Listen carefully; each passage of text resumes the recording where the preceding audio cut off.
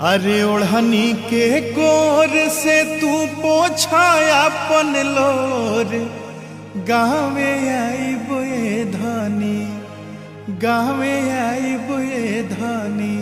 मनवा कर जानी थोर, ओही जो आई बोए धानी। मनवा कर जानी थोर, ओही जो आई बोए धानी।